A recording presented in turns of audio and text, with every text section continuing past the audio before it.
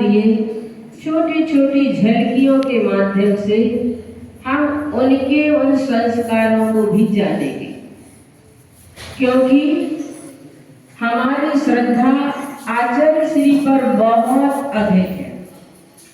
पहले कोई इतने धर्म से जुड़े हुए नहीं थे। जब आचार्य भगवान का इस बुंदेलखंड में आना हुआ, तब से लोगों की श्रद्धा इस धर्म पर बढ़ती चली गई। लोग पूजन, भक्ति, स्वाध्याय, व्रत नियम आदि से जुड़ने लगे। पहले लोग आचार्य श्री बताते थे, तत्वार्थ सूत्र पढ़ना भी नहीं जानते थे। 10 लक्षण पर्व में एक बहुत बड़े कोपर में अष्टद्रव्य सजाते और उदक चंदन आदि गोल करके समर्पित कर देते थे। तत्वार्थ सूत्र उस समय किसी को पढ़ना भी नहीं आता था। आज आचार्य भगवान की ये कृपा है कि लोग तत्वार्थ सूत्र पढ़ना ही नहीं, उसे कंठस्थ और मुखाग्र करते हैं। धबला आदि ग्रंथों की वाचनाएं जगह जगह हुआ करती है। ऐसा आचार्य भगवान का प्रभाव रहा है।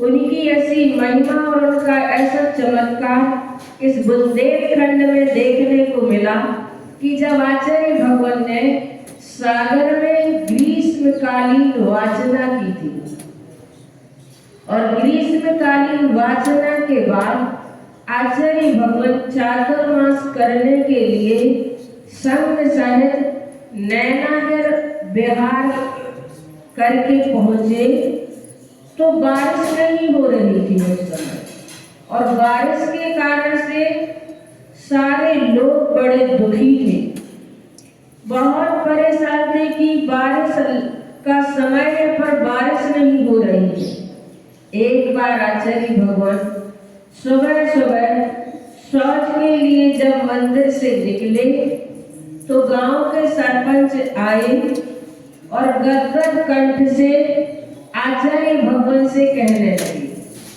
उन्होंने अपना माथा आचार्य भगवान के चरणों में रखा और बुंदेली भाषा में बोले, हुजूर, अपन को 4 महीना वेतन देने हैं, पानी अवेलोनी बरसो है, सुकृपा करो।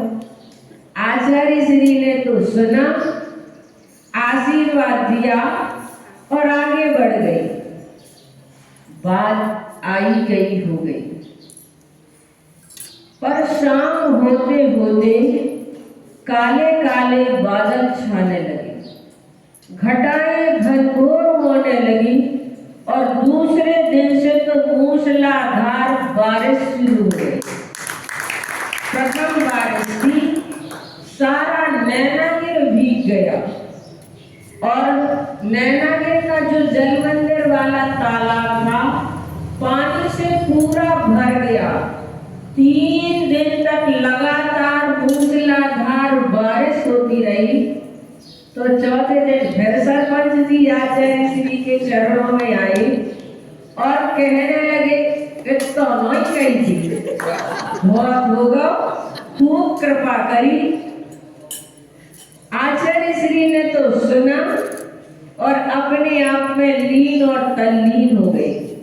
कुछ भी हो, पर मन तो प्रभावित होता है कि इसे हम संयोग करें या आचार्य भगवान के कृपा का फल माने। कुछ भी हो, पर हमारा मन प्रभावित होता है। इसलिए हम समझे कि आस्था से ही रास्ता निकलता है। आस्था समीचीन हो तो रास्ता भी समीचीन मिलता है, और समीचीन रास्ते पर चलकर हमारी मंजिल सरल और सुगम हो जाया करती है। अभी आस्था का दीप बुझा नहीं है। जिस दिन आस्था का दीप बुझ जाएगा, उस दिन ये संसार ही नष्ट हो जाएगा। हमारी जिंदगी की एक एक ईंट आस्था की नींव पर रखी गई है। जहां तक मैं समझती हूँ, कि दुनिया में एक भी ऐसा बिरला व्यक्ति नहीं होगा जिसके मन में कोई आस्था ना हो, और अगर ऐसा कोई व्यक्ति है तो वह मुर्दा से कम नहीं है, क्योंकि मुर्दा के अंदर कोई आस्था नहीं होती, उसे कुछ पता नहीं होता है, उसे तो ये भी पता नहीं होता है कि उसे जलाया जाएगा कि दफनाया जाएगा या बहती हुई नदी की धार में उसे बहाया जाएगा। तो मुर्दा के अंदर कोई आस्था नहीं होती और जिंदा बिना आस्था के रह नहीं सकता है। तो हमें अपनी आस्था बनानी है देव शास्त्र गुरु के प्रति। जैसा कि अभी साधना बहन ने बताया कि हम सभी आचार्य भगवान के चरणों में पहुंचे थे, मुनि श्री समय सागर जी महाराज, जिन्होंने अपनी चर्या के माध्यम से हम सभी के हृदय में स्थान बनाया है। और जब यहाँ पर बात उनके समक्ष बात रखी गई कि हमारे यहाँ की श्राविकाओं ने अष्टमी चतुर्दशी के दिन ग्रह त्याग का मन बनाया है, तो महाराज श्री कहने लगे अष्टमी चतुर्दशी अकेले से हमारे उस व्रतों आदि में इतनी शुद्धता और इतनी दृढ़ता नहीं आ पाएगी, और ऐसा करने के लिए तो बहुत सारे लोग तैयार हो जाएंगे, फिर ये राजमार्ग जैसा बन जाएगा। अपवाद मार्ग के रूप में भले ही कि हम पूर्ण रूप से घर का त्याग नहीं कर सकते, तो कम से कम एक दिन त्याग करने की शुरुआत करें, साधना करें, ताकि हमारे संस्कार प्रबल बने घर छोड़ने की। क्योंकि अंतिम समय जब घर छूटता है तब परिणामों में बहुत विकलता होने लगती है, और यही ज्ञानी अज्ञानी में फर्क माना जाता है। आचार्य भगवान कहते हैं ज्ञानी जो होते हैं वे खड़े खड़े घर से निकल जाते हैं, और अज्ञानी जो होते हैं वे पड़े पड़े घर से निकलते हैं। और ऐसे नहीं निकलते, चार जन जब मिलकर निकालते हैं तब भी निकलते हैं। हाँ, मैंने देखा कि अगर हमने घर छोड़ने की साधना नहीं बनाई तो जिंदगी के अंतिम श्वास लेते हुए भी वो यही कहते घर चलो, अब घर चलो। उनको घर ही दिखता है, जबकि उनका घर हमेशा हमेशा के लिए छूटने वाला है, लेकिन उनके अंदर से घर नहीं छूट पाता है। तो ऐसी साधना के लिए कुछ प्रयास किए गए, लेकिन आचार्य भगवान का कहना है कि भले ही 2-4 लोग हो, लेकिन जिन्होंने पूर्ण रूप से घर को छोड़ने का मन बनाया है, ऐसे लोगों को रखा जाए तो बहुत अच्छा रहेगा। और आप सोच सकते हैं माँ श्रीमती ने ऐसा ही किया था। माँ श्रीमती ने अपने कर्तव्य जैसे ही किए अपनी संतान के प्रति, उन्हें पाल पोस कर बड़ा कर दिया, फिर वे इसके लिए भी नहीं रुकी कि अब इसकी शादी कौन करेगा। उन्होंने इस प्रकार का भी इंतजार नहीं किया। उन्होंने सोचा हमारा समय आ रहा है, अब हमें भी अपने लक्ष्य को प्राप्त करना है।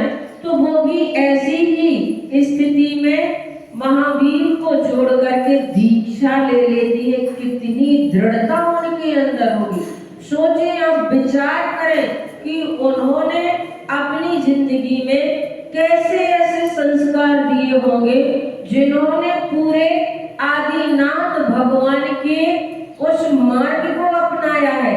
जैसे आदिनाथ के पिता नाभिराज जो महान थे, तो उनके बेटे आदिनाथ तीर्थंकर और भी महान बने, और आदिनाथ इतने महान बने कि उनके पिता महान ही नहीं थे, उनके पुत्र भी महान थे, जो कि बाहुबली और भरत चक्रवर्ती भरत जिन्होंने मोक्ष प्राप्त किया, तो बाहुबली भगवान ने भी ऐसे ही आदर्श प्रस्तुत किया, जिनकी बेटियों ने भी ब्राह्मणी और सुंदरी जैसे उस आरिकाओं के रूप को धारण करके उन्होंने भी अपना मार्ग प्रशस्त किया।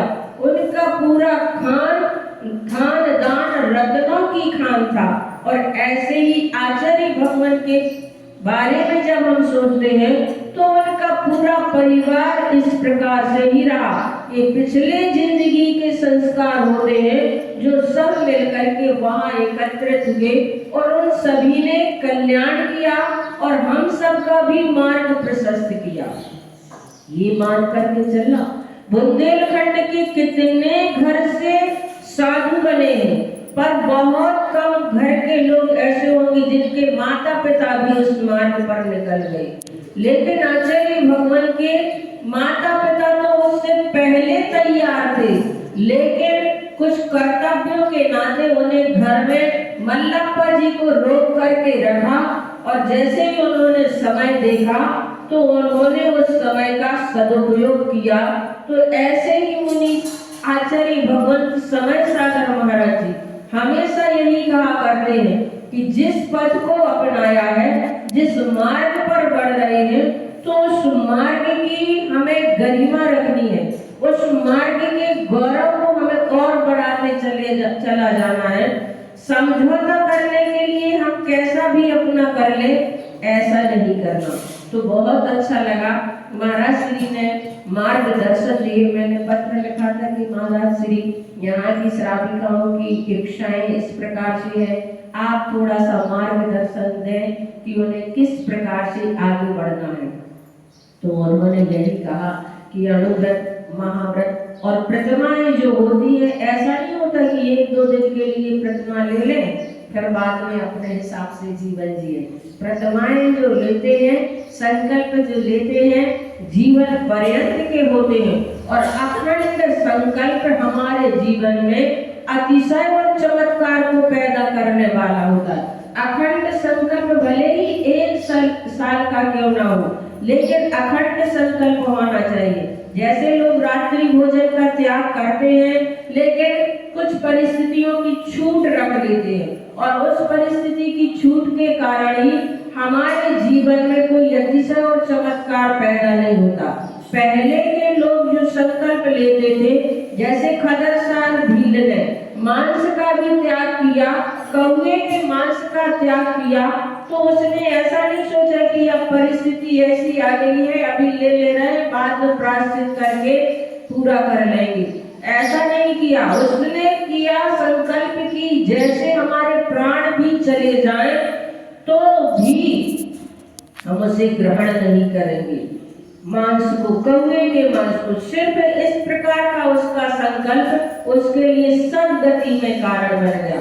तो हम सभी की जिंदगी में भी एक संकल्प ऐसा जरूर होना चाहिए जिसमें हमारी जान भी चली जाए तो उस संकल्प को हम नहीं तोड़ेंगे। ऐसे संकल्प जब हमारी जिंदगी में होते हैं, वही संकल्प अतिशय और चमत्कार को पैदा करने वाले होते हैं। और जिन संकल्पों में हम छूट रख लेते हैं, जहाँ अतिशय और चमत्कार होने वाला होता है, उसमें ही हमने छूट रख ली, तो उससे हमें कुछ विशेष उपलब्धि नहीं होती है, उससे हमें विशेष लाभ नहीं हो पाते हैं, अपने मन में भी उतनी विशुद्धि नहीं बढ़ पाती है।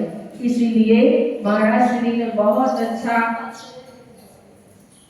इसीलिए महाराज श्री ने कहा कि एक श्रावक तो ऐसे होते हैं कि 10 उपास कर लेंगे, निर्जल उपास कर लेंगे और 11वें दिन जाएंगे होटल में चाट पकौड़ी आदि खा करके अपने पूरे नियम को स्वाहा कर लेते हैं। तो उनका कहना था ऐसा ना हो, इसीलिए नियम यम रूप में हो, नियम रूप में ना हो, यम रूप में अपने संकल्प को रखें, चाहे संख्या भले ही कम हो, लेकिन इस प्रकार से पालन करें तो बहुत अच्छा है। मुझे बहुत खुशी है कि कम से कम इतना भी मन बनाया महिलाओं ने, तो भी बहुत अच्छी बात है। अभी इन लोगों को अपने कर्तव्य का भी कुछ ख्याल है, इस अपेक्षा से वो रुके हुए हैं। कर्तव्य इनके जब पूर्ण हो जाएंगे तो जरूर ये लोग अपना मन बनाएंगे माँ श्रीमती जैसी। माँ श्रीमती एक ऐसी आदर्श नारी रही जिन्होंने आप सभी के लिए बहुत कुछ संदेश दिया और उसके माध्यम से आप सभी भी बताएंगे 5 तारीख को कि उन्होंने हमें किस प्रकार से शिक्षा दी। यहाँ पर प्रतियोगिता होने वाली है। उस प्रतियोगिता में मैंने बताया था कि वैसी ड्रेस भी होनी चाहिए। माँ श्रीमती कैसी लगती थी, वहाँ की वेशभूषा कैसी होती है दक्षिण की, और उनकी अभिव्यक्ति किस प्रकार से वो करती थी और वो किस प्रकार से उन्हें शिक्षा देती थी। आचार्य भगवान ने बताया था जब श्रीमती की समाधि हुई थी, आरिका बन गई थी, समयमती थी शायद, उनका नाम समयमती था, और उनकी समाधि हुई थी 84 सन में मड़िया जी में चातुर्मास चल रहा था। तब आचार्य श्री ने संस्मरण में बताया था, जब उनका वह मनाया जा रहा था तो उन्होंने बताया था कि उन्होंने हमें इस मार्ग पर बढ़ाया, तत्वार्थ सूत्र भक्तमर याद कराने के लिए एक एक चवन्नी प्रतिदिन देती थी और एक एक काव्य तैयार कराती थी। ऐसा आचार्य भगवान ने उस समय संस्मरण के रूप में बताया। तो ये माँ अपनी संतान को किस प्रकार से धार्मिक मार्ग पर आगे बढ़ाती है, ये शिक्षा हमें आचार्य भगवान के पूरे परिवार से जानने को, सुनने को, पढ़ने को मिलती है। समय अपना हो गया है, इतना ही कह करके मैं अपनी वाणी को विराम देती हूँ। बोली महावीर भगवान की जय।